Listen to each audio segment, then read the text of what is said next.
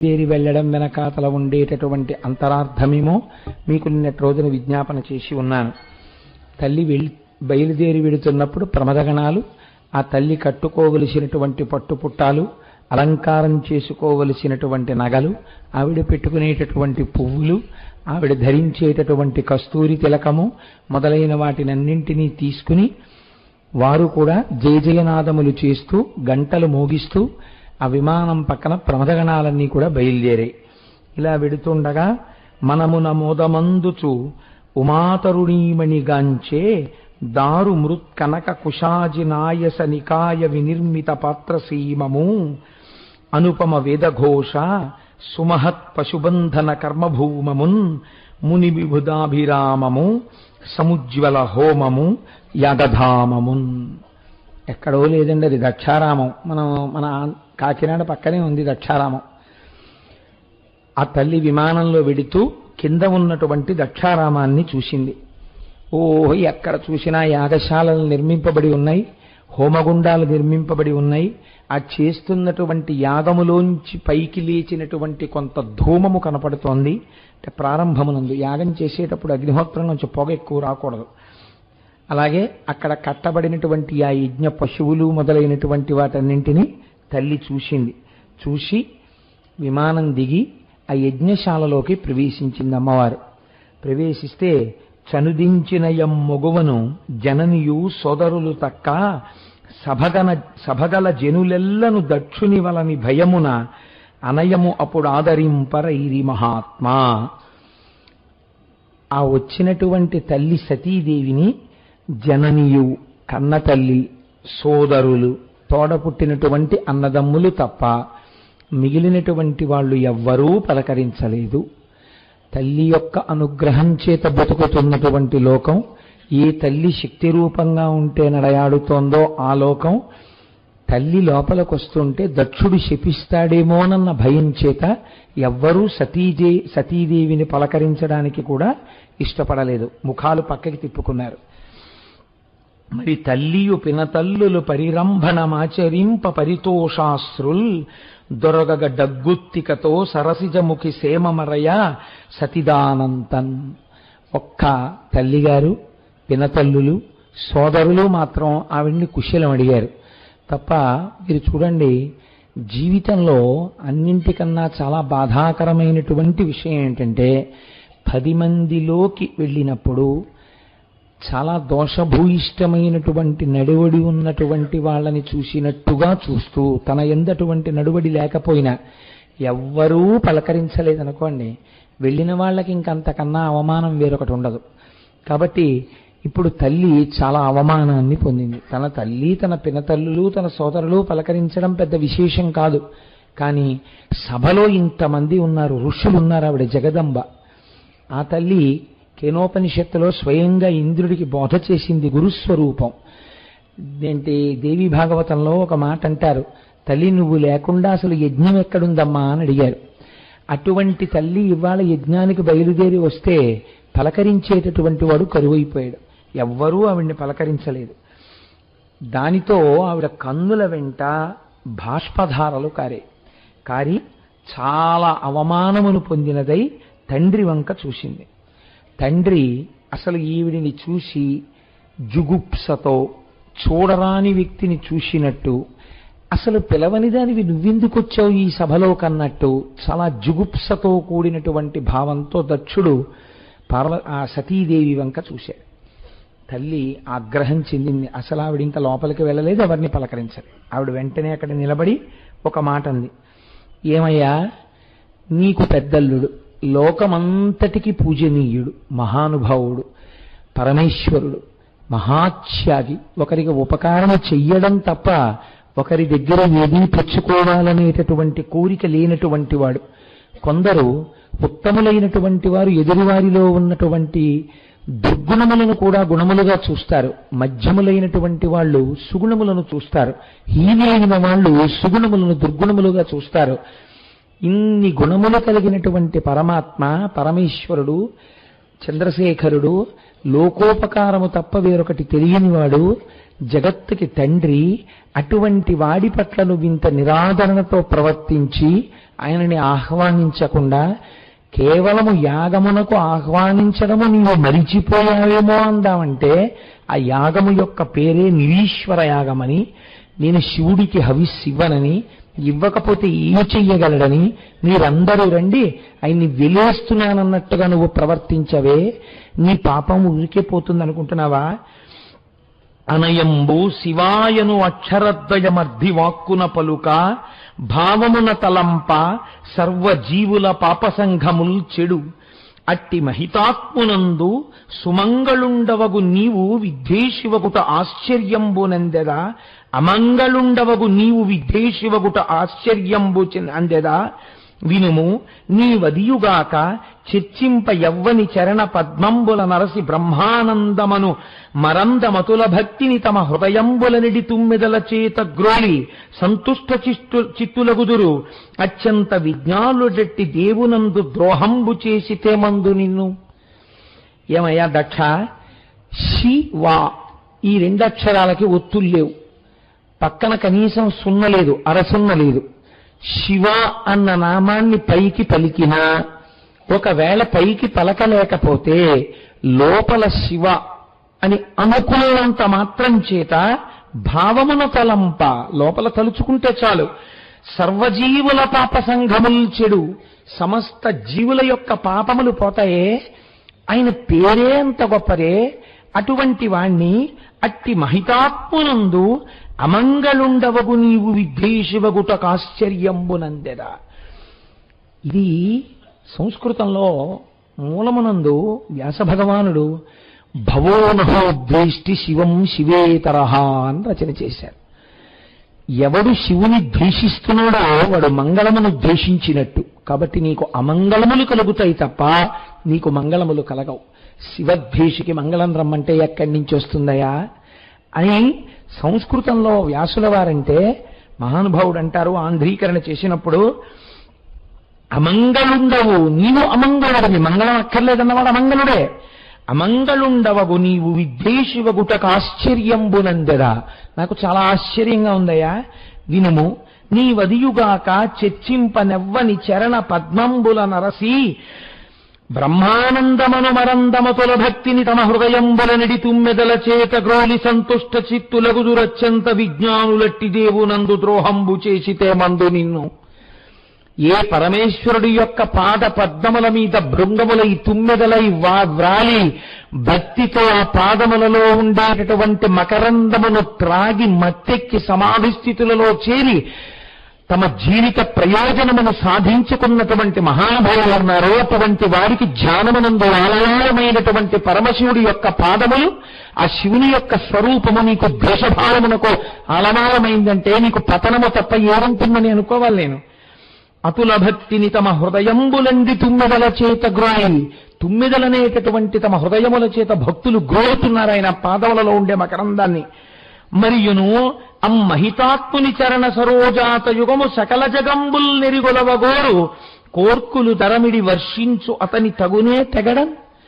ఎటువంటి కోర్కె ఉన్నవాడైనా ఆ పరమశివుడి యొక్క పాదములను స్మరించి నమస్కరించినంత మాత్రం చేత కోరిక తీరుతాయే. కోరికలు తీర్చేవాడు నాకు రావడానికి వీల్లేదంటే యజ్ఞం చెయ్యాలన్న ఈ కోరిక ఎలా తీరుతుందనుకుంటున్నావురా నీకు? ఎవడు వస్తే కోరికలు తీరుతాయో వాడు రావద్దన్నావు. అది నిరీశ్వరయాగమేవా కావచ్చు. కాబట్టి ఆ కోరిక కూడా నీకు తీరడానికి వీల్లేదు. కాబట్టి ఇప్పుడు భంగపాటు మరింత పెరుగుతోంది, నువ్వు మరింత పాపాన్ని చేసిన వాడవయ్యావు. ఏమి నీ ఆరోపణ నా భర్త ఉందో, ఆయన వేసుకునేటటువంటి అలంకారాలు కదా నువ్వు మాట్లాడుతున్నావు. ఎవరిని పిలిచావు నువ్వు ఈ యాగానికి? చతుర్ముఖ బ్రహ్మగారిని పిలిచావు. ఎవరిని పిలిచావు నువ్వు ఈ యాగానికి? శ్రీ మహావిష్ణువుని పిలిచావు. త్రిమూర్తులలో ఒకడు పరమశివుడు. త్రిమూర్తులలో ఒకడైన పరమశివుడు నీకు పనికి రాలేదు. బ్రహ్మగారిని విష్ణువుని పిలిచావు నువ్వు. పరగచితాస్తి భస్మ నృకపాల జటాధరుడున్ పరేత భూచరుడు పిశాచయుక్తుడని శర్వు నమంగళగా తలంపరెవ్వరు ఒక్క నీవు తప్ప. మరి వక్పతి ముఖ్యులు ఓం మహాత్ము సచ్చరణ సరోజరేణులు సమ్మతి దాల్తురు మస్తకంబులం.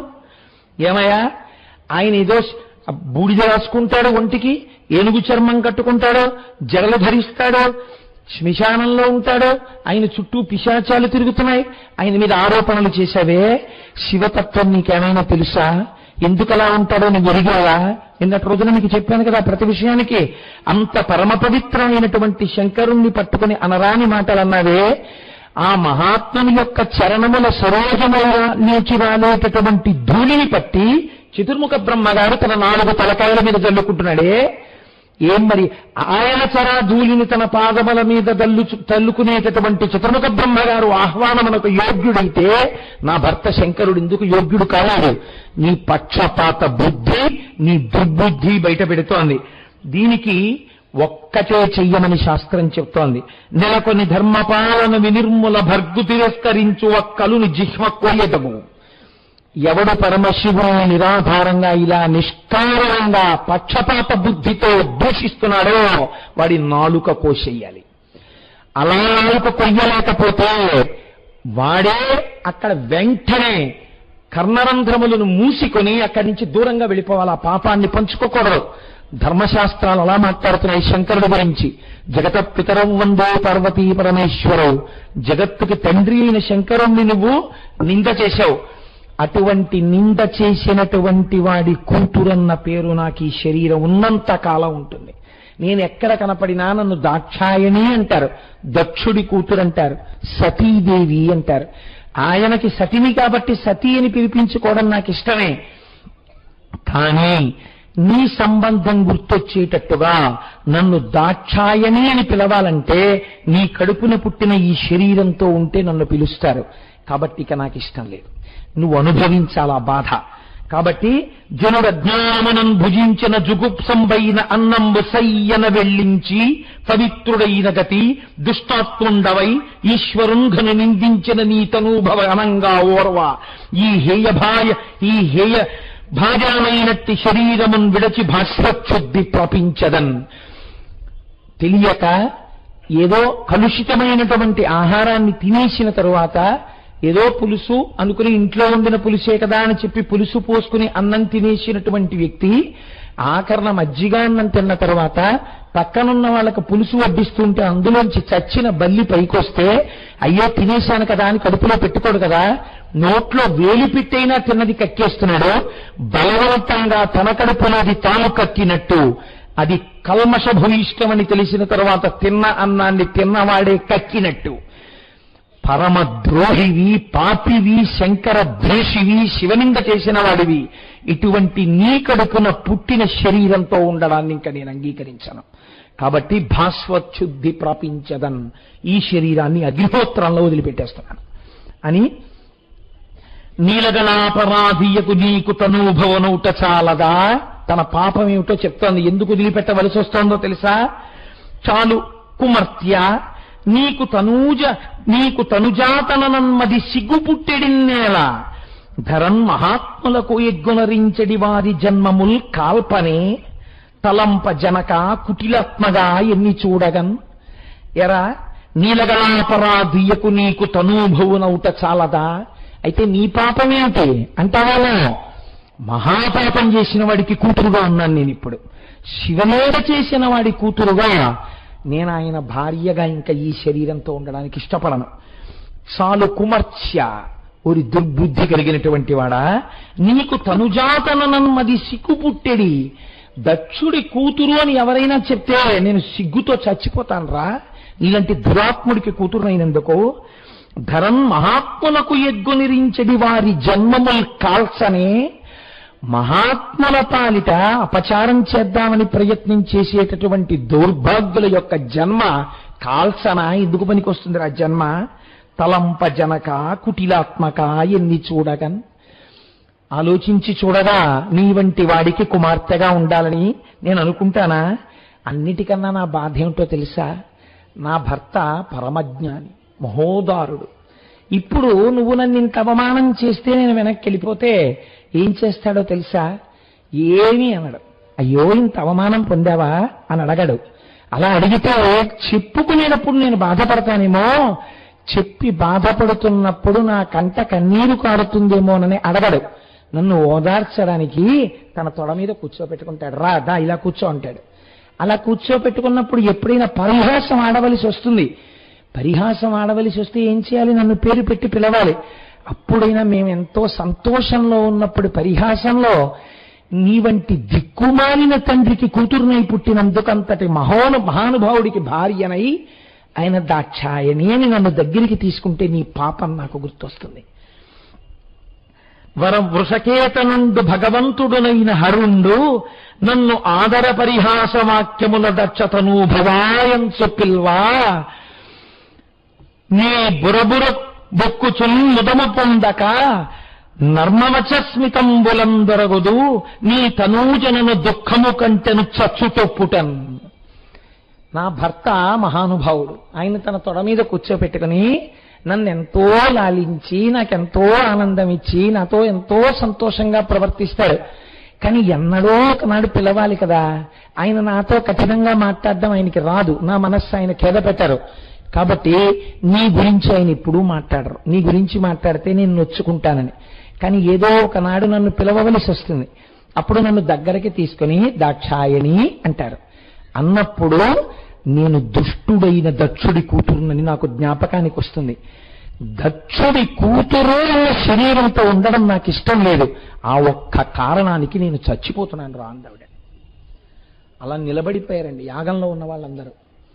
అంతే ఆ తల్లి వరుస ప్రాణాపానువాయు నిరోధంబు గావించి వానికేకముగా నాభితలమున గూర్చి అంతటను ఉదానము తాక నెగయించి బుద్ధితో హృదయ పద్మమున నిలిపి వాని మెల్లగ కంఠమార్గమునను మరి భ్రూమధ్యమునను వసింపచేసి శివాంఘ్రి రాజీవ చింతనముచే నాధుని తక్క అన్యంబు చూడక మహాత్ముని అంకపీఠమునందు ఆదరంబుననుండు దేహంబు దక్షువలన రోషంబునను విడువంగ తలచి తాల్చె తనువున అనిలాగ్నిధారణములు.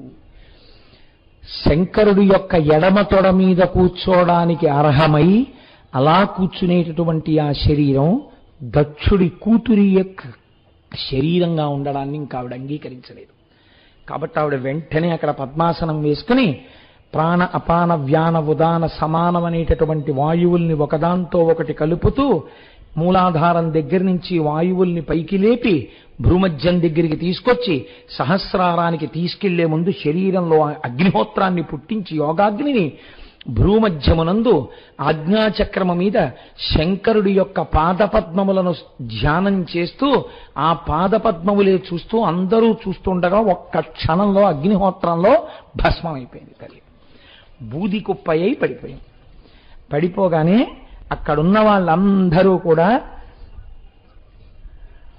అరవా అప్పుడు వీక్షించి మహారోషముతోడా అక్కడున్న వాళ్ళందరూ గబగబా లేచారు.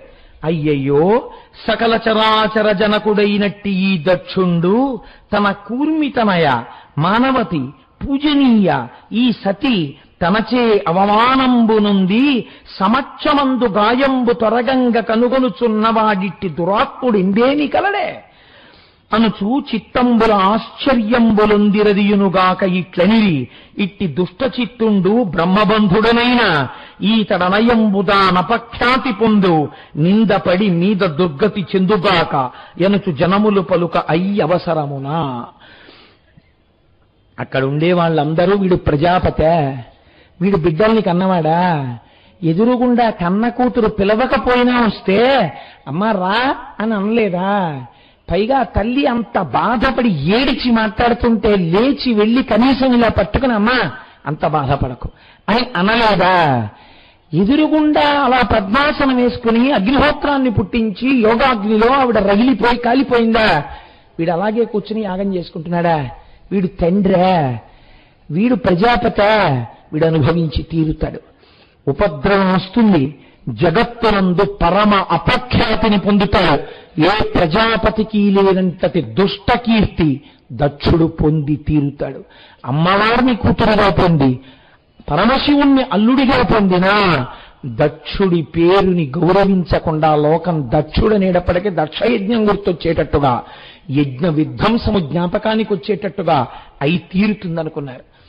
ఎప్పుడైతే అమ్మవారు యోగాగ్ని యందు భస్మమైపోయిందో అక్కడ ఉన్నటువంటి రుద్రగణాలన్నీ ఒక్కసారి లేచాయి. లేచి వాళ్ళు దక్షుడి మీదకి వెళ్ళబోయారు. ఒక్కొక్క సమయంలో అభిమానము ఉండడం దోషం కాదు, కానీ ఆ అభిమానము వెర్రితలలు వేసి తాను అభిమానించని వ్యక్తి యొక్క సర్వనాశనమును అంగీకరించే మనస్సుగా మాత్రం పరిణమించకూడదు. ఎప్పుడు ఒక్కటే కోరుకోవాలి, తాను ఎందుకు అభిమానించడు అన్నదానికి ఒక నిశ్చితమైన కారణం ఉండాలి, ధర్మబద్ధమైన కారణం. అది దిద్దపడితే ప్రేమించగలగాలి. అది లేనప్పుడు దోషభూయిష్టమైపోతుంది జీవితం. కాబట్టి చూడండి, ఇప్పుడు భృగు అర్థం లేని ఆవేశం. ఆనాడు దక్షుడు శంకరుణ్ణి తిడుతూ ఉంటే బ్రహ్మగారి సభలో కళ్ళు మిటకరించి కనుబొమలు ఎగరేసి అని ఎగదోశాడు తిట్టమని. ఏమి సంతోషమో తెలియదు. ఇప్పుడు పార్వతీదేవి యోగాగ్నిలో శరీరం వదిలేసింది, సతీదేవి వదిలేస్తే అతను చాలా సంతోషపడిపోయాడు. చాలా సంతోషపడిపోయి ఈ రుద్రగణాలు కూడా ఓడిపోవాలి అని వెంటనే హోమవేది దగ్గరికి వెళ్ళి అరవమపుడి క్షించి మహారోషముతోడ భృగు మహాముని క్రతు సంహారక మారకమగు అభిచారక హోమం బొనర్చే సరభసమప్పన్ అందులోంచి అక్కడికి వెళ్ళి ఆ యజ్ఞగుండంలో అభిచార హోమం చేసేసి అందులోంచి బుభునామధేయులైనటువంటి బుభులని పిలువబడేటటువంటి కొన్ని వేల మంది వీరుల్ని సృజించాడు. వాళ్ళందరూ వెళ్ళి రుద్రగణాలందరినీ తరిమి కొట్టేశారు. తరిమి కొట్టేస్తే చాలా సంతోషపడిపోయిన వాడు ఎవరో తెలుసా అండి? దక్షుడు. చాలా సంతోషపడి ఇప్పుడు దక్షుడు భృగువు వీళ్ళు యాగాన్ని నిర్వర్తిస్తున్నారు, నిరీశ్వర యాగాన్ని. ఇప్పుడు ఈ విషయాన్ని నారదుడు వెళ్ళి శంకరుడికి చెప్పాడు. ఈశ్వర, సతీదేవి యోగాగ్ని యందు శరీరమును విడిచిపెట్టింది. రుద్రగణములు తిరగబడితే భృగువు ఆ హోమగుండంలో ఆభిచారిక హోమం చేశాడు. ఆ అభిచారిక హోమంలోంచి బుభువులనబడేటటువంటి వీరులు పుట్టారు. వాళ్ళు రుద్రగణములను ఓడించారు. నిరీశ్వర యాగం వాళ్ళు మళ్ళీ చేస్తున్నారు అని చెప్పాడు. అప్పటి వరకు ప్రశాంత చిత్తుడై కూర్చున్నాడు శంకరుడు. ఆద్యుండుగ్రుడు నీలకంఠుడి బదైత్యారాతి దష్టోష్టుడై ఆద్యద్భౌరి ముగేంద్ర ఘోషమున భీమ ప్రక్రియన్నవుచున్ విద్యుద్వహ్నిశిఖా సముచ్చయ రుచిన్ వెల్గొందు చెంచజ్జటన్ సద్యక్రోధముతోడ బూంచి వైచన్ క్ష్మాచక్ర మధ్యంబునన్. ప్రశాంతంగా కూర్చునేటటువంటి శంకరుడు ఒక్కసారి తన ఆసనం నుంచి లేచాడు. ఆద్యుండుగ్రుడు, అమ్మవారు రుద్రుడిగా మార్చింది శివుణ్ణి. ఒక్కసారి ప్రళయకాలంలో ఉండే రుద్రుడు ఎలా ఉంటాడో అంత కోపంతో లేచాడు. ఇభ దైత్యారాతి దష్టోష్టుడై ఆజ్యద్భూరి మృగేంద్ర ఘోషమున భీమ ప్రక్రియన్నవుచున్. పెద్ద సింహం పరమ ఆకలితో ఉండి కోపంతో ఉన్నప్పుడు వెళ్ళి ఆ సింహం యొక్క తోక పట్టుకుని ఎవరైనా లాగితే అప్పుడు ఆ సింహము ఆ ఎదురుగుండా ఉన్న జంతువు ఎంత చిన్న జంతువైనా సరే దాన్ని తన పంజాతో కొట్టే ముందు నోరంతా విప్పి ఎంత భయంకరమైన గర్జన చేస్తుందో అటువంటి గర్జన ఒకటి చేశాడు. చేసి భీమ ప్రక్రియ నవ్వుచున్ పెద్ద నవ్వొకటి నవ్వాడు. విద్యున్మహ్నిశిఖాసముచ్చయ రుచిన్ వెల్గొందు చించజటన్. మిరిసిపోతున్నటువంటి తన జటాజూటంలోంచి ఒక జటని పైకి పీకాడు. పీకి సద్యక్రోధముతూడ పూంచి వైచన్ క్ష్మాచక్ర మధ్యంబునన్. ఆ పుట్టినటువంటి క్రోధాన్ని అణుచుకోలేక చేతిలో ఉండేటటువంటి ఆ జటని తీసి నేలకేసి కొట్టాడు. కొట్టేటప్పటికి ఆ జట నేలకి తగలడానికి అందులోంచి ఒక పురుషుడు ఆవిర్భవించడం మొదలైంది. అభ్రంలిహాదభ్ర విభ్రమాభ్రభ్రమ కృణీల దీర్ఘ శరీరమర ప్రజ్వల జ్వలన దీప్త జ్వాలికాజాల జజ్జల్యమాన కేశములు వెరయ జండ దిగ్వేదండ శుంఠావదుర్దండ సాహస్రధృత హేతి సంఘమప్ప వీక్షణత్రయలోక వీక్షణజ్యుతిలోక నీక్షణతతి దుర్నిరీక్షమగుచు గ్రకచ కఠిన కరార దంస్ట్రలు విలుంద ఘనకపాస్తి వనమాలికలు దనరా అఖిలలోక భయంకరుండగుచు వీరభద్రుడు దయించే మారత రుద్రుడగుచు. ఎప్పుడైతే ఆ జటని నేల మీద కొట్టాడో అభ్రం లిహాదభ్ర విభ్రమాభ్రభ్రమ కొన్నీల దీర్ఘ శరీరమర నల్లటి శరీరంతో, పెద్ద శరీరంతో ఒక పురుషుడు, అంతటి పురుషుడు పుట్టాడు. పక్కన పెద్ద పెద్ద కోరలు మెరుస్తున్నాయి. 1000 చేతులు ఆవిర్భవించాయి ఆయనకి. 1000 చేతులతో 1000 ఆయుధాలు పట్టుకున్నాడు.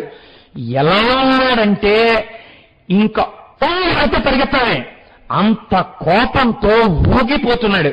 అంత ఊగిపోతూ 1000 ఆయుధములతో ప్రహారం చేస్తూ కనపడ్డవాడిని కనపడ్డట్టు సంహరించడానికి వేరొక రుద్రుడు ప్రళయకాలముందున్నవాడు ఎలా ఉంటాడా, ఎలా ఉన్నాడా అన్నట్టుగా ఉన్నాడు.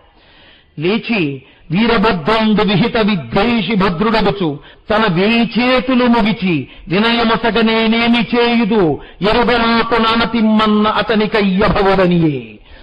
1000 చేతులతో తండ్రి అయిన శంకరుణ్ణి చూడగానే ఒక్కసారి నమస్కారం చేసి మోకాళ్ళ మీద కూర్చుని తల శంకరుడికి తాటించి తల ఎత్తి పైకి చూస్తూ ఘోర రూపంలో ఉన్న శంకరుడి వంక చూసి, నన్నెందుకు పుట్టించారు, ఏమీ ఆజ్ఞ, నేను ఏం చేయాలో నాకు వెంటనే ఆదేశించండి అన్నాడు. అనగానే మీ జనని అయినటువంటి సతీదేవి పట్ల అపచారంతో ప్రవర్తించాడు దక్షుడు, నిరేశ్వరయాగం చేస్తున్నాడు, వెంటనే బయలుదేరి యజ్ఞధ్వంసం చెయ్యమన్నాడు శంకరుడు.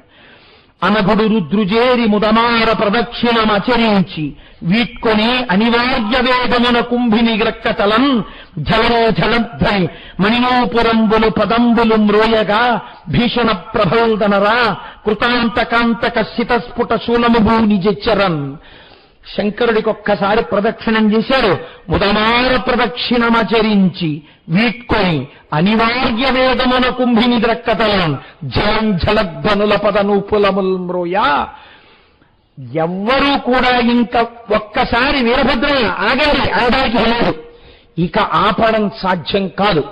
అటువంటి అనివార్యమైనటువంటి వేగంతో కాళ్ళకి కట్టుకున్నటువంటి ఆ మంజీరములు గల గల గల మోగుతుండగా భూమి అదిరిపోతుంటే పరిగెత్తుకుంటూ దక్షుడు చేస్తున్నటువంటి యజ్ఞం వైపుకి వెళ్ళాడు. ఆయన వెళుతుంటే ఆయన వెనకాతల ప్రమథగణాలన్నీ బయలుదేరాయి.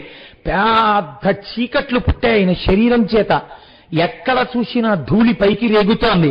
దక్షయజ్ఞంలో కూర్చున్న వాళ్ళు అనుకున్నారు, ఏమిటి ఇంత ధూమం పుడుతోంది, ఒకవేళ కానీ మనం చేసినటువంటి దారుణమైన పని చేత మహానుభావుడైనటువంటి శంకరుడు కోపాన్ని పొందినటువంటి వాడై ఈ దక్షయజ్ఞ ధ్వంసానికి పూనుకోలేదు కదా అని వాళ్ళు భయపడుతున్నారు.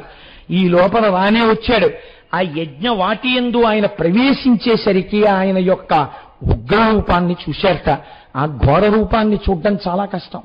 అది ఈశ్వరుడు యొక్క ఘోర రూపాన్ని చూడగానే నమస్తే రుద్రమన్యవ ఉతోత ఇషవే నమః అంది ఉభయతర నమస్కారాలతో. అటువంటి వాడు ఆ యజ్ఞశాలలోకి పరిగెత్తాడు. ఎక్కడి వాళ్ళు అప్పటి వరకు ఈ అహా నవ్వుకుంటూ కూర్చున్నారు. కూర్చున్న వాళ్ళు ఇంద్రుని నుంచి ముందు పరిగెడుతున్నాడు. నన్ను పట్టుకుంటాడేమో ముందు దేవలోకాధిపతినని. ఆ వెనక చంద్రుడు పరిగెడుతున్నాడు. ఆ వెనక తల అగ్నిహోత్రాలు అప్పటి వరకు యాగాగ్ని ఎందున్న అగ్నిహోత్రాలు పురుష రూపం దాల్చి పారిపోతున్నాయి. పోకునా ముందర పోరాదు దేవేంద్ర పోయిన పోవునే భుజగశయన ఎటు పోయదెందు పోయదవగ్ని నిల్లు నిల్లు నిల్లు నిల్లు నీరజాప్త బంటుతనమున కాదు పారకు యమరాజ పవమానమెక్కడ బరెదింక పంబవైతివి ఏమి చందుర మగవాడ రణమున బరెదే రాజరాజ వీరులైన వారు వెనకకు పోదురే మగతనంబు నిడువ తగునెవరున పోకుడింక మీరు పోయిన పోకున్న పోటు సిద్ధమెల్ల బంగులందు. ఎక్కడికి పోతావురా ఇంద్రుడా, ఎక్కడికి పోతావు వరుణుడా, ఓ యముడా ఎక్కడికి పరిగెడతావు, ఎక్కడికి పరిగెడుతున్నావు వరుణుడా. ఇప్పటి వరకు హవిస్సులు ముచ్చుకుని నిరేశ్వరయాగంలో అగ్నిగుండం నుంచి పరిగెడుతున్నావు అగ్నిహోత్రుడా. ఇప్పటి వరకు నవ్వి చక్కటి మాటలు మాట్లాడినటువంటి సూర్యస్వరూపమైన పూష నన్ను చూసి పరిగెడుతున్నారా. ఎక్కడికి పారిపోతారా మీరు? వెన్నిచ్చి పారిపోతే వదులుతాననుకుంటున్నారా? మీరు ఎక్కడికి పారిపోవాలో పడగొట్టి గుద్దేస్తాను ఇవాళ మిమ్మల్ని అని వెంటపడ్డాడు ఆయన 1000 చేతులతో. వెంటపడి మొట్టమొదట ఎవరిని పట్టుకున్నాడంటే అబ్బున్న వారి చేత పడగొట్టబడినటువంటి రుద్రగణాలు సంహరింపబడ్డాయి కాబట్టి నువ్వెవడివి వాళ్ళ ఉసురు తీయడానికి శంకరుడి ఎడమ కాలి దెబ్బ ఎరిచిపోయావు అని యముని పట్టుకున్నాడు. పట్టుకుని దండధరిని బట్టి దమకించి పడవైచి ముష్టి ఘాతపాత దృష్టి ముంచి రొమ్ము త్రొక్కి నిలిచి రూపించ ఘనబాహు దండలీల మరయ దండివేల్పు. పరిగెత్తి పారిపోతున్నటువంటి యమధర్మరాజు గారిని వెనక నుంచి పట్టుకుని ఆ రెండు చేతులు ఇలా వెనక్కి విరిచి ఇలా తిప్పేస్తే కటకటకటకటలాడిపోయేట. ఇలా తిప్పి ముందుకు తీసి ఒక్క తోపు తోసి కింద పారేసి తన కుడికాలి పాదంతో యమధర్మరాజు యొక్క గుండెల మీద నొక్కి పెట్టి పిడిగుద్దులతో ఆ డొక్కల్లో కొడుతుంటే పక్కటి ముక్కలన్నీ విరిగిపోయేట యమధర్మరాజు గారికి. మిగిలినటువంటి దేవతలు ఇది చూసి పారిపోతున్నారు. ఈలోగా ఆయన పక్కకి చూసేటప్పటికి ఒక చిత్రమైన సన్నివేశం కనపడింది. అక్కడ యాగంలో సరస్వతీదేవి ఎంతో సంతోషంగా కళ్ళు మూసుకొని వీణ వాయిస్తోంది. ఆవిడిది వినలేదు, మంచి ధ్యానమగ్నురాలయ్యి ఉంది. ఆగాడు ఆయన ఒకసారి అక్కడ ఆగి చూశాడు. చూసి ఆహా నీకు వీణ వాయిస్తున్నావా అన్నాడు. అన వీణాదండాన్ని పట్టుకున్నప్పుడు తీగ మోగలేదు. ఆగింది ఆవిడ. ఏమైందని కళ్ళు తెరిచి చూసింది. భయంకర రూపంతో ఎదురుగుండా ఉన్నాడు. ఆవిడ్ని కూడా గుద్దారు అంటే బాగుండదు కదండి. అంతటి వీరభద్రుడు ఎంత చమత్కారం చేశారో చూడండి. హరుడఖిల గురుండని యుర్వరంలోయగ ఇతటికేల వచ్చితి చెప్పుమా వరదయనుచు తుద గోరున సరసాకృతి వాణి ముక్కు సయ్యన చిదిమెన్. ఏమ్మా నువ్వు శివుడికి చెల్లెలివి కదా, ఆయన జ్ఞానం ఇస్తాడు. ఆయన ఢమరుక మొరోగిస్తే మహేశ్వర సూత్రాలు వచ్చాయి. సమస్త విద్యలకి అధినాథుడైన మౌనంగా ఉండి చెప్తాడు, మాటతో చెప్తాడే. ఆయనలోంచి వచ్చినటువంటి జ్ఞానములకు నిన్ను అధిదేవతగా పిలుస్తాడే. అన్నగారికి అవమానం జరుగుతూ యాగం జరుగుతుంటే సిగ్గు లేదా ఇక్కడికి వచ్చి కూర్చుని వీణ వహిస్తున్నావా నువ్వు? నీకు యాగం కావలసి వచ్చిందా అని గట్టిగా గిల్లితే చచ్చిపోతుందేమోనని బొటన వేలికి చిటికిన వేలు గోరు పెట్టి ముక్కు గిల్లేసేట. గిల్లేస్తే ఇప్పటికీ దక్షమాటికి నేను చెప్తారో తెలుసా అండి, ముక్కు ఊడిపోయి కింద పడిపోయింది. సరస్వతీదేవి అంగవిహీన అయింది. సరస్వతీదేవి అక్కడ ముక్కు ఊడిపోయింది. మళ్ళీ శంకరుడు వరం ఇచ్చాడు ముక్కు అంటుకుంటుందండి. కాబట్టి అలా సరస్వతీదేవి ముక్కు గిల్లేస్తే సరస్వతీదేవి నోటి తాంబూలపు ఎర్రని నీటి చుక్క తాగితే మహాకవులయ్యేవారు. ఇవాళ వికృత రూపిణి అయి నెత్తురు కారిపోతున్న సరస్వతీదేవిని చూసి అదిరిపడి కిన్నరకాంతల దగ్గర నుంచి లేచి పరుగులు మొదలెట్టారు. భగులే కూకటి పట్టి నిష్ఠురగతిన్ పండ్లూడ నోరంతయం పగులన్ రేసి కుదించుచున్ బదరచున్ పాపాత్మునిన్ దక్షునిన్ తగవే చూచిన కన్నులేవి అనుచున్ దట్టించి లీలాగతిన్ భగుకన్నుల్ వెరకెన్ సురల్ దగడగా భద్రుండు రుద్రత్ముడై. ఆ భృగు అక్కడే కూర్చుని అలా ఉండిపోయాడు. వెళ్ళి దగ్గరికి వెళ్ళి పట్టుకుని యారా నువ్వేనా రోజున బ్రహ్మసభలో శంకరుడు దక్షుడు నింద చేస్తుంటే ఇలా ఇలా అన్నావుట, ఇలా ఇలా అన్నప్పుడు ఇవన్నీ కదిలేరా నీ మీసాలు గడ్డాలు అని ఆ గడ్డాన్ని ఇలా చేతికి ముడేసుకుని ఒక్క లాగు లాగితే మొత్తం గడ్డం ఊడిపోయి నెత్తురు వరదలైపోయిందిట. నీ బతుక్కి మీసాలోటి కావాల్సి వచ్చాయిరా నీకు అని ఆ కంఠాన్ని ఎడంచేత్తో వెనక్కి పట్టుకుని మీసాలు ఇటువైపు మీసాలు తీసేసి చూస్తే ఇప్పుడు మీసాలు లేవు, గడ్డాలు లేవు, నెత్తురు కారిపోతోంది. కళ్ళు అలా పెట్టి అలా చూస్తున్నట్ట వీరభద్రుడు వెనుక. చూస్తుంటే ఈ కళ్ళతోటే కదరా ఆనాడు శంకరుని తిడుతుంటే దక్షుణ్ణి ఇలా ఇలా అన్నావు, ఇప్పుడు ఈ గుడ్లు ఏం చేస్తానో చూడని ముంజికాయ తినేవాడు బొటన వేలు పెట్టి ముంజికాయని ఎత్తినట్టు అందరికీ ఆ బుర్ర ఇలా తిప్పి చూపించి బొటన వేళ్లతో ఆ రెండు కను గుడ్లు ఊడబెరికేసేట. ఊడబెరికి ఇప్పుడు అఘోరించరా శంకర నిందకి కనుసైగ చేశావు, చూసావా దాని పరిణామాలు ఎలా ఉంటాయో తెలుసుకో. శంకర నింద చేస్తే ఎలాంటి రోజులు వస్తాయో గుర్తు పెట్టుకుని నింద చేయి అని గుడ్లూరబెరికి ఆ యాగ అగ్నిహోత్రం దగ్గర కూలదోసేసేట. కూలదోశ అక్కడతో ఊరుకున్నాడు అనుకుంటున్నారా? ఆ నోరు పట్టుకుని రెండు దవడలు బాగా ఇలా విప్పి ఈ నోటితోనేనా ఆ రోజున నందీశ్వరుడికి శాపాలు పెట్టావుట, శివుడికి వ్యతిరేకంగా మాట్లాడావుట, ఈ నోరెందుకురా అని ఆ పై వరస దంతాలు పట్టుకుని కుదిపేసి కింది వరస దంతాలు కుదిపేసి రెండు చేతులతో రెండు దవడలు పట్టుకుని ఇలా లాగేట. లాగితే నోరు ఇక్కడ వరకు చిరిగిపోయింది, పై దవడ కింద దవడ. ఎంత భీకరంగా కొట్టాడో చూడండి శివనింద చేసిన వాళ్ళందరినీ. అని భగువంకొకటి బట్టి నిష్ఠురగతిన్ పండ్లూడ నోరంతయం పగులం రేసి కుదించుచున్ బదరచున్ పాపాత్మనం దక్షుణేం తగవే చూచిన కన్నులేవి అనుచున్ దట్టించి లీలాగతిన్ భగుకన్నుల్ విరికాన్ సురాదగడగా భద్రందు రుద్రత్ముడై ఆ కళ్ళు పీకేశాడు. పీకేసి యోషాగాధల పల్కు మంత్రముల తాను చోటికిన్ బోలగా పూషాదిత్య దురాత్మ ఎంచు బెలుచన్ భూమిన్ పడన్ వేచి నిర్దోషుండాతని పండు డుల్చే అది హేతుఖ్యాతిగా ధాత్రిలో భాషల్ తప్పులు ఓయే ఆతనికి తా భాషించుచోనిప్పుడు. ఇవన్నీ ఎక్కడ అనుకుంటున్నారు? ఎప్పుడో మహానుభావుడు పరమశివ భక్తుడు కనుక పోతన గారు వీరభద్ర విజయంలో చేసుకున్న పద్యాలు కాబట్టి పడగొట్టి ఆ రోజున పూష అనబడేటటువంటి ఆదిత్య సూర్య రూపం అది. ఆ సూర్య రూపాన్ని నోటితో మంచి మాటలు పలకాలి. నువ్వు సూర్యుడివి, జ్ఞానమూర్తివి. నువ్వు ఇటువంటి యాగం జరగకూడదని చెప్పవలసిన వాడివి, కర్మసాక్షివి. నోటితో మంచి మాటలు చెప్పవలసిన వాడివి. చెప్పకుండా నిరీశ్వర యాగంలో కూర్చున్నావా? హవిస్సుల కింద అని పళ్ళికిలించి చూస్తున్నావా? నీకెందుకురా ఈ నోరు?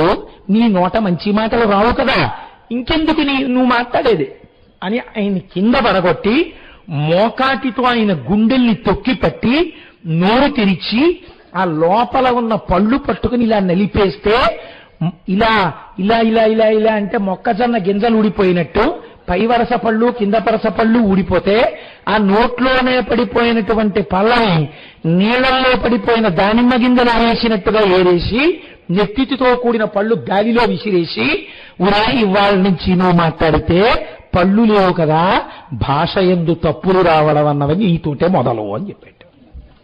ఇంతటి జ్ఞాని అయినటువంటి పూష అనబడేటటువంటి సూర్యుడికి ఆనాటి నుంచి పళ్ళు లేక ఇంతటి మహానుభావుడు ఆ సూర్యస్వరూపం సరిగ్గా మాట్లాడలేకపోయింది. ఆనాటి నుంచే భాషలో తప్పు రావడం అన్నది ప్రారంభమైంది. వీరభద్రుడు యొక్క విజృంభణము చేత వచ్చింది. అలా చూశాట. అసలు సరే, ఇంద్రాదుల యొక్క పక్కటెముకలు విరిగిపోయాయి. నేను ఎన్ని పద్యాలని చదవను మీ దగ్గర, ఒక్కడిని విడిచిపెట్టలేదు. చంద్రుడు చక్క చల్లటి వాడు. ఒక పరిగెత్తి పరిగెత్తి పరిగెత్తి పరిగెత్తి వీరభద్రుడు పట్టుకుంటాడేమోనని ఒక మూల నక్కి నక్కి చూస్తున్నట్ట. ఎంత నక్కి నక్కి చూస్తున్నా తెల్లటి కాంతి పడుతుంటుంది కదండి, వెనక నుంచి వెళ్లి పట్టుకున్నట్ట. పట్టుకుని చంద్ర నిన్ను ధరించియున్న పరమున్ సర్వేశ్వరం బాసి ఈ ఇంద్రాదిత్యుల భంగినేడు భూమిపై నెతించి ఇచ్చోట మత్సాంద్ర క్రోధ హతుండవైతివనుచున్ జంకించి పాదంబులన్ చంద్రున్ భూగతు చేసి ప్రామె చిదుకన్ సంగ్రామ రంగంబునన్.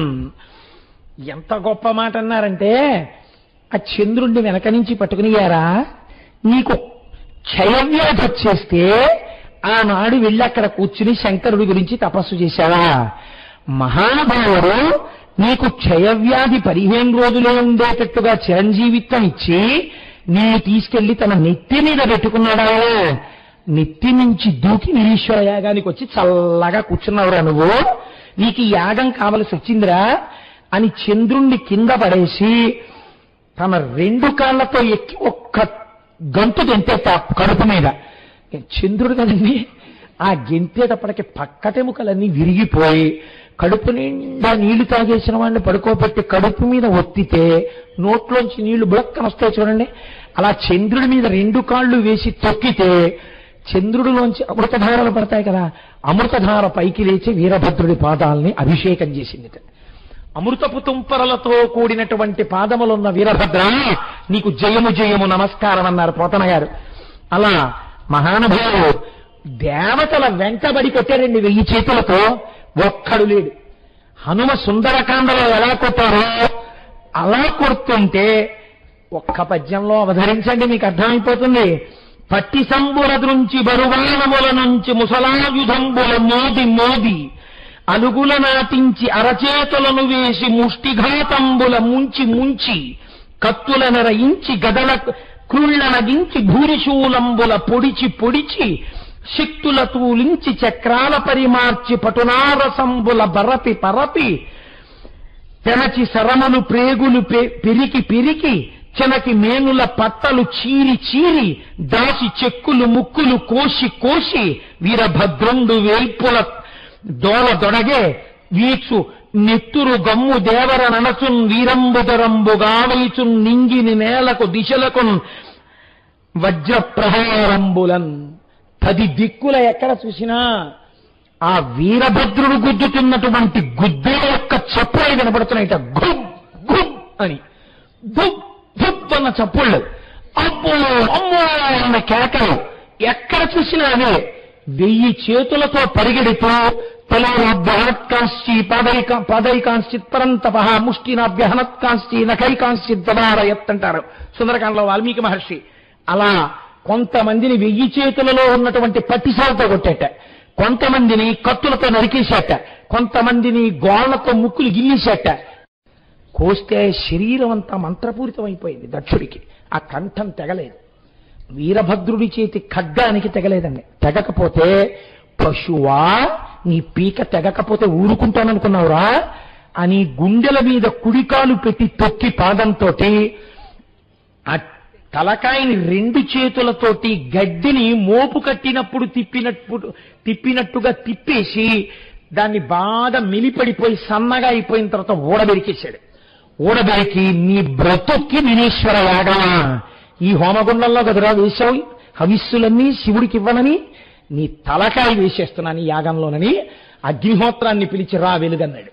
హడా వెలిగింది అగ్నిహోత్రం. దీన్ని తీసుకొని ఆ తలకాయని అందులో పారేసి రుద్రగణాలని పిలిచి ఈ హోమగుండాల్లో కదరా పుచ్చుకున్నారు దేవతలు హవిస్సులు, మీ మూత్రాన్ని విసర్జించండి అన్నాడు. వాళ్ళందరూ హోమగుండాల్లో మూత్ర విసర్జన చేశారు. ఆడలేదు మగ లేదు, కనపడ్డ వాళ్ళని కనపడ్డట్టు కొట్టేశారు. కొట్టేస్తే ఇప్పుడు ఇంతమందిని కొట్టి ఉగ్రమూర్తి ఆ వీరభద్రుడు నాట్యం చేస్తుంటే ఆపగలిగిన మనగాడెవరండి?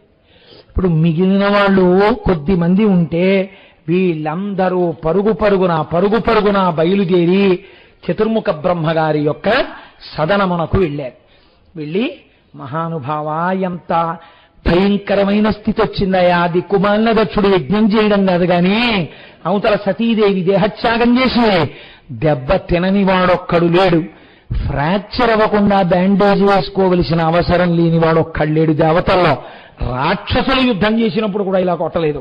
ఒక జట కొడితే వచ్చిన వాడే ఇలా ఉంటే కైలాసంలో ఉన్న ఆయన ఎలా ఉన్నాడో ఇప్పుడు ఆయన దగ్గరికి మళ్లీ వెడితే ఇంకా ఎక్కడ అక్కడ ఇక్కడ ఎవడైనా మిగిలిన్నాడంటే ఇంకో జట కొట్టాడనుకో ఏమవుతుందో. మహానుభావ ఇప్పుడు ఏమిటి దీనికి పరిష్కారం అని అడిగితే ఈలోగా ఆయన ఏం చేశాడో తెలుసా అండి? వీరభద్రుడు చేతిలో పట్టిసం పెద్ద కత్తి పెట్టి కొట్టాడు వీళ్ళందరినీ. దాని నిండా నెత్తురు ముద్దల కింద అంటుకుంది. ఈ పట్టిసాన్ని పట్టుకెళ్లి గోదావరి నదిలో ఆ నెత్తురంతా కడిగి శాంతమూర్తి అయ్యాడు. ఎక్కడ తన చేతిలో ఉన్న పట్టిసాన్ని వీరభద్రుడు కడిగాడో అదే పట్టిసం తీర్థం మన క్షేత్రం. చిత్రం ఏమిటో తెలుసా అండి? ఇప్పటికీ కూడా మనం ఆ దక్షారామం మనకి 28 కిలోమీటర్ల దూరంలో ఉంది. కానీ శంకరుడు ఎంతటి అనుగ్రహమో తెలుసా అండి? ముహూర్తం దాటిపోతున్నా గోదావరి తేలేకపోయామని ఋషులు బాధపడుతుంటే అయ్యయ్యో వేళ మించిపోతోందని తనంత తానుగా శంకరుడు వెలిసినటువంటి క్షేత్రం అది ఆ భీమనాథుడు. అందుకే ఆయన దర్శనం చేసుకుంటే చాలు సమస్త భోగములను ఇచ్చేస్తాడు. మీకు ఇంకా చాలా ఆశ్చర్యకరమైన విషయం ఏమిటో తెలుసా అండి? శంకరుడు ఎక్కడ చూసినా విరాగిగా ఉంటాడు. ఒక్క భీమారామంలో మాత్రం సమస్త భోగములను అనుభవిస్తాడు. ఆయన ఏకాదశి నాడు అనుభవించే భోగం గురించి చెప్తే మీరు ముక్కును వేలేసుకుంటారు. అటువంటి భోగాన్ని కూడా ఆయన అనుభవిస్తాడు. ఉత్సవమూర్తుల్ని బాగా చీకటి పడిపోయి స్వామికి పక్కన ఉన్నటువంటి అమ్మవారు బాగా నిద్ర పట్టేసింది అన్న తర్వాత అర్చకులు చప్పుడు చేయకుండా దక్షారామం భీమారామంలో అంతరాలయంలో ఉన్నటువంటి ఉత్సవమూర్తి శంకరుణ్ణొక్కడిని తీసుకొచ్చి బయట శివపార్షదులైనటువంటి నంది చండీ మొదలైనటువంటి ఉత్సవమూర్తుల్ని కాపు పెట్టి కింద అమ్మవారు శ్రీచక్రం వేసిన అమ్మవారు ఉన్నారు. ఆ అమ్మవారి గదిలో శంకరుణ్ణి పెట్టి బయట కలుపులేస్తారు. రాత్రంతా వీళ్ళు కాపలా ఉంటారు. మళ్ళీ తెల్లవారక ముందే ఈ మూర్తులు మాణిక్యాంబా సమేత భీమేశ్వరుడిగా పైకి వెళ్ళిపోతాయి. ఆయన అంతటి భోగాన్ని అనుభవిస్తాడు. దక్షారామంలో భోగమూర్తి శంకరుడు. అందుకే ఐశ్వర్యము భ్రంశమైన కష్టాలొచ్చినా దక్షారామం వెళ్ళి దర్శనం చేసుకోమని చెప్తారు. అటువంటి దక్షారామం ఎంత గొప్ప దక్షారామమో తెలుసా అండి? అది ఆ దక్షారామ క్షేత్రంలో వెళ్ళిన వాళ్ళు చెప్పుకుంటూట ఏమనో తెలుసా అండి? ఆ గుళ్ళో కడితే అయితే ఇవ్వాలంటే అలా చెప్పుకునే వాళ్ళు లేరని నేను ప్రాజ్ఞులు ఉన్నారు. కానీ కేవలం వెళ్ళడం కాదు, మన అదృష్టం మనకి ఇంత దగ్గరలో ఉన్న క్షేత్రం గురించి శ్రీనాథ మహాకవి అంటాడు. ఎచ్చోట దాబారి ఇర్రి రూపము దాల్చి ఎతి సాధ్యసంబుతో అద్ధరంబు పాటిల్ల నెచ్చోట భాషావధూటికి అతి జుగుప్సితమైన అంగవికృతి ఎచ్చోట ముచ్చిచ్చు ఏడేసి నాల్కలు కొండనాల్కలు దాకా కోతపడియే ఎచ్చోట నులివేడి ఎండబండులు రాలి పూషార్కువదనంబు బోషిపడియే దక్షుడెచ్చోట పొట్టేలి తలధరించే బిందువందయ్య నెచ్చోట ఇందుడనుచూ చెప్పుదురు వీరభద్ర విజృంభణంబు భీమమండలి నుండు ప్రాపెద్దమునులు. ఆ దక్షారామం లోపలికి వెళ్ళి ఆ గుడిని చూపిస్తూ చెప్పుకుంటారట. ఏమని? ఎచ్చోట దాబారె ఇర్రి రూపము దాల్చి యతి సాధ్యసంబుతో అద్ధరంబు. వీరభద్రుడు ఆ యాగంలోకి రాగానే యాగం జింక రూపం దాల్చి పారిపోయింది అక్కడి నుంచి. ఇక్కడే యజ్ఞం జింక రూపంతో పారిపోయింది వీరభద్రుణ్ణి చూసి. పాటిల్లెనెచ్చోట భాషావధూటికి అతి జుగుప్సితమైన అంగవికృతి. ఇక్కడే సరస్వతీదేవికి ముక్కు తెగి కింద పడిపోతే అంగవైకల్యం వచ్చింది సరస్వతీదేవికి. ఎచ్చోట ముచ్చిచ్చు ఏడేసి నాల్కలు కొండనాల్కలు దాకా కోతపడి ఇక్కడే త్రేతాగ్నుల యొక్క నాల్కలు కొండనాల్కల వరకు కోత వేయబడ్డాయి. ఎచ్చోట నులివేడి ఎండబండులు రాని పూషర్కవదనంబు బోసిపడియే ఇక్కడే పూష అనబడేటటువంటి సూర్యుడి యొక్క పళ్ళు రాలిపోయి బోసినోటి వాడైపోయాడు. దక్షుడి చోట పొట్టేలి తల ధరించే ఇక్కడే దక్షుడు పొట్టేలు తలకాయ పెట్టుకుని పూజ చేయవలసి వచ్చింది. చిందువందయ్యనే చోట ఇందుడనుచూ ఇక్కడే చంద్రుడు అవమానాల పాలయ్యాడు.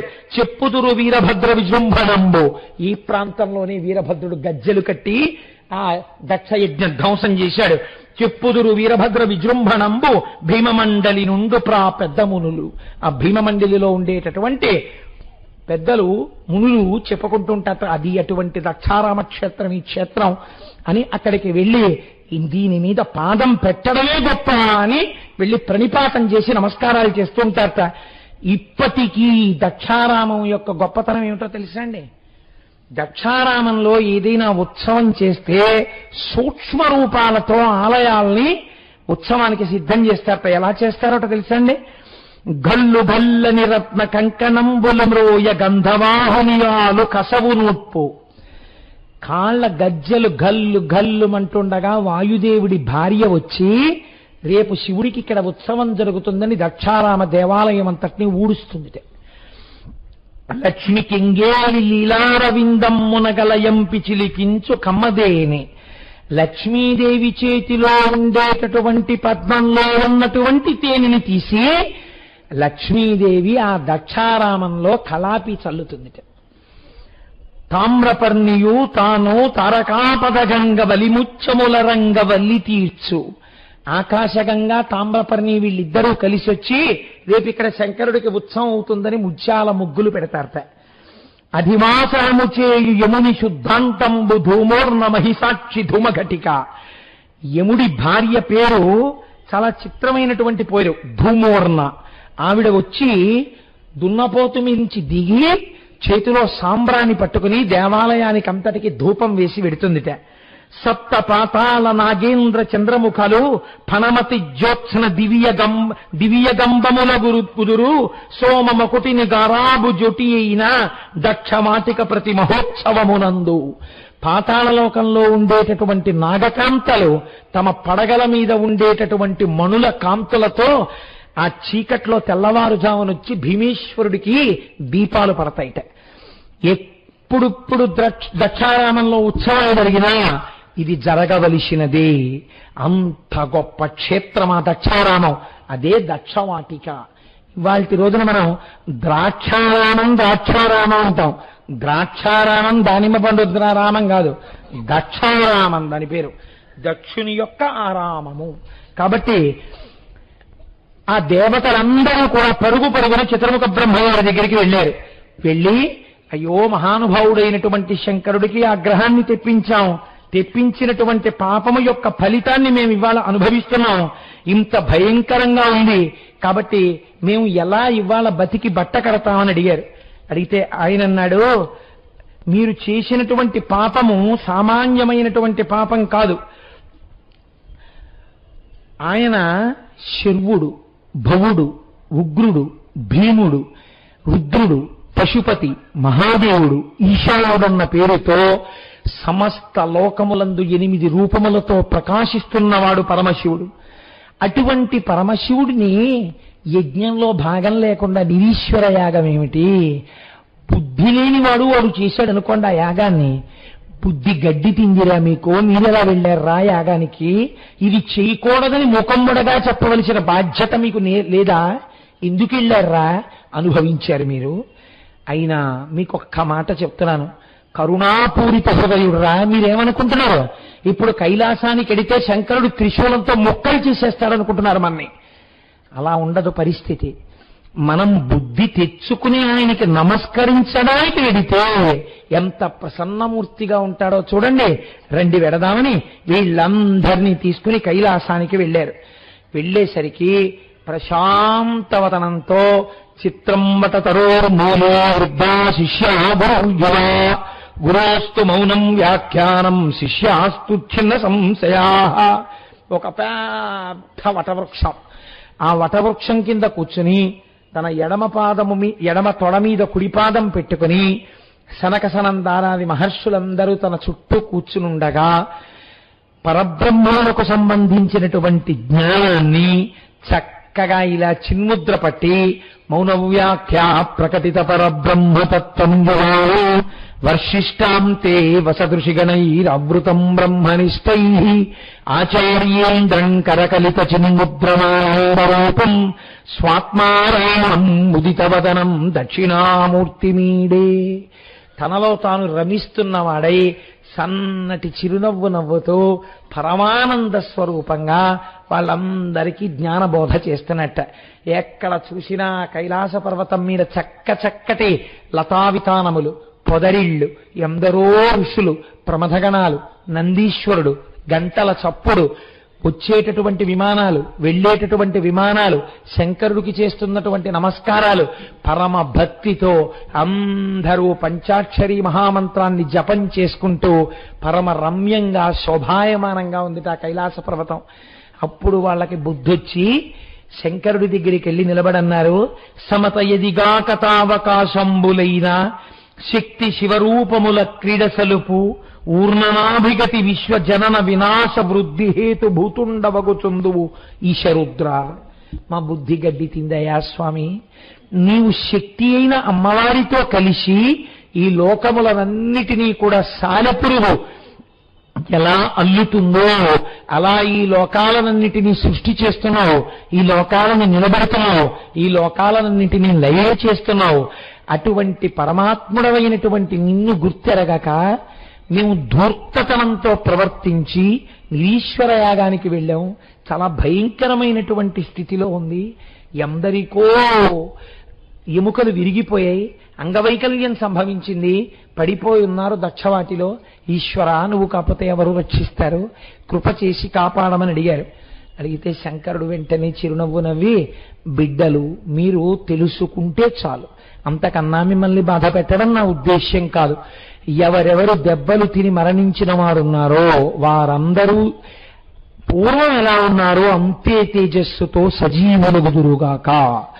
దంతములు రాలిపోయినటువంటి పూష అనబడినటువంటి సూర్యస్వరూపము యజమానుల యొక్క పళ్లతో ఆయనే నములుగాక, ఆయనే స్వీకరించుగాక.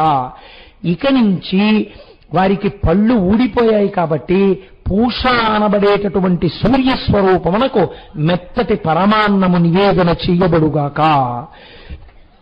ఇప్పటి ఆగిపోయినటువంటి యాగము యథార రీతిగా సశాస్త్రీయముగా వేదం ఎలా చెప్పిందో అలా పూర్తి చేయబడుగాక.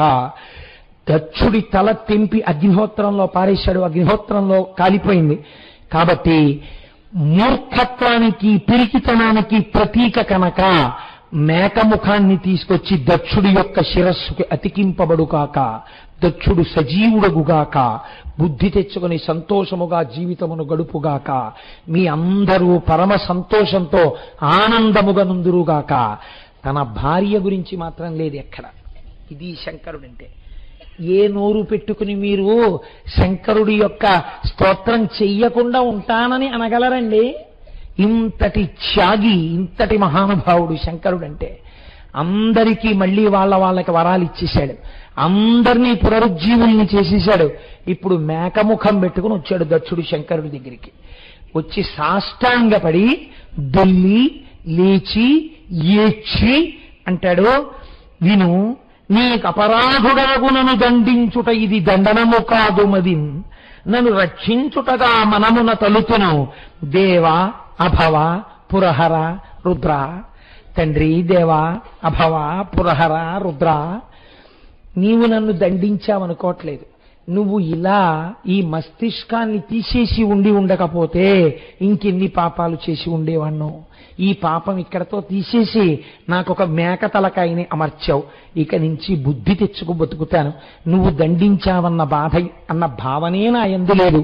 శంకరుడు నన్ను ఎంత రక్షించాడో అని ఇప్పుడు గుర్తెరిగాను. ఏమీ అనలేదండి ఆయన. తథాస్తు, చాలా సంతోషం, దక్ష చక్కగా వెళ్ళి యజ్ఞాన్ని పూర్తి చేయి అని ఆదేశించారు. ఇప్పుడు వీళ్ళందరూ వెళ్ళి ఆ యాగాన్ని పూర్తి చేసి అప్పుడు చతుర్ముఖ బ్రహ్మగారు శ్రీ మహావిష్ణువు వచ్చారు. ఇటువంటి తప్పు పనులు ఎన్నడూ చెయ్యకండని వారు చెప్పగా ఆ యాగాన్ని పూర్తి చేశారు. మనకి ఈ దక్షయజ్ఞ ధ్వంసం గురించి ఒక మాట చెప్తారు.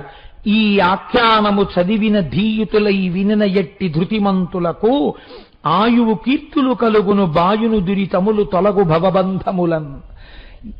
ఎన్ని స్థాయిలలో ఎన్ని ప్రయోజనాలు కావాలో అన్ని ప్రయోజనాలు చెప్పేశారు. ఈ ఆఖ్యానము చదివిన, ఇది చదివిన దక్షయజ్ఞ ధ్వంసాన్ని ధ్యేయుతులై వినిన ఎట్టి బుద్ధిమంతులై వినాలి. వినేటప్పుడు శంకరుడి కారుణ్యాన్ని మనస్సులో అవధరించగలగాలి. ధీవితులై వినిన ఎట్టి ధృతిమంతులకు ఆయువు కీర్తులు కలుగును. అటువంటి వాళ్ళకి ప్రమాదాలు జాతకంలో పడసోపితే తప్పిపోతాయి, ఆయుర్దాయం కలుగుతుంది, కీర్తి కలుగుతుంది. బాయును దురితములు, వాళ్ళు చేసిన పాపములు, దక్షుడి పాపం ఎలా పోయిందో అలాగే పోతుంది. తొలగును భవబంధములున్. దక్షిణామూర్తిగా ఉన్న శంకర దర్శనం కైలాసంలోని చెప్పబడింది కాబట్టి వాళ్ళ యొక్క భవబంధములు తొలగి వాళ్ళకి జ్ఞానము కలుగుతుంది. కాబట్టి ఇంత పరమపావనమి ఆఖ్యానము. మీరు ఆలోచించండి, సాధారణంగా లోకంలో మహాఘోరమైన పాపములుగా కొన్ని చెప్పబడతాయి. శిశుహత్య, మహాపతివ్రతని చెరపట్టడం, స్త్రీని మానభంగం చెయ్యడం, బ్రహ్మహత్య, గోహత్య, తరువాత యజ్ఞధ్వంసం చెయ్యడం, ఇవన్నీ మహాపాపములు. అట్లాంటిది దక్షయజ్ఞ ధ్వంసము మాత్రము మహా గొప్ప ఆఖ్యానముగా చెప్పబడింది. ఎందుచేత? నేను నిన్నటి రోజు చెప్పిన విషయాన్ని బాగా జ్ఞాపకంలో ఉంచుకోండి. చదువుకున్న చదువుకి సార్థకత ఏనాడు ఆ చదువు వెర్రి తలలు వేయరాదు. ఆ చదువు లోకమును రక్షించడానికి మాత్రమే పనికి రావాలి తప్ప ఎన్నడూ కూడా లోకమునకు బాధ కలిగే రీతిలో ప్రవర్తించరాదు. మీరు చూడండి, అశ్వత్థామ బ్రహ్మాస్త్రాన్ని వేస్తే కృష్ణ భగవానుడు పక్క నుండి అర్జునుడి చేత ఉపసంహారం చేయించాడు. మన ఋషులకు లోకములనన్నింటినీ తల్లడింప చేయగలిగినటువంటి శక్తి కలిగిన మంత్రములకు ద్రష్టలైనప్పటికీ వారు ఎన్నడూ లోక విధ్వంసము జరిగేటట్టుగా మాత్రం ప్రవర్తించలేదు. మన సనాతన ధర్మమునందు భగవంతుడు దేని కొరకు అవతరిస్తాడు అంటే ధర్మాన్ని నిలబెడతాడు, పాపుల్ని సంహరించేస్తాడు, తాను నిలబడిపోతాడు. ధర్మాన్ని నిలబెడతాడు పరమాత్మ మన సనాతన ధర్మంలో. కాబట్టి దీనికి ఆది ఎక్కడ? మనము వినేయులమై ఉండుట అనగా పరమ వినయముతో ఒక విషయాన్ని విన్నప్పుడు ఇది ఋషిప్రోక్తము కాబట్టి మనం గౌరవంగా ఇందులో ఉన్న సత్యాన్ని తెలుసుకుని మనం పరమభక్తితో మన జీవితాన్ని గడుపుదామని తెలుసుకోవాలి. ఇన్ని విషయములను ఆవిష్కరించింది. అహంకారం ఎంత ప్రమాదాన్ని తీసుకొస్తుందో దక్షపాత్రతో చెప్పించింది. కోపం హద్దు పద్దు లేకుండా వెళ్ళిపోతే ఎంత దూరం వెళ్ళిపోతుందో చూపించింది. కోపానికి చెల్లెలు పగ. ఆ పగ ఎదురుగుండా ఉన్న వాళ్ళు ఎవరన్నది కూడా చూడదు. తన కడుపున పుట్టిన కూతురు కాలిపోతుంటే చూస్తూ ఊరుకోగలిగాడు. ఇంతటి కరడుగట్టిన స్థితికి వెళ్ళిపోతుంది మనస్సు. మనస్సు విషయంలో తస్మాత్ జాగ్రత్త జాగ్రత్త. అందులోంచే ఇవాళ పుట్టినటువంటి మొలకయే రేపటి మహావృక్షము.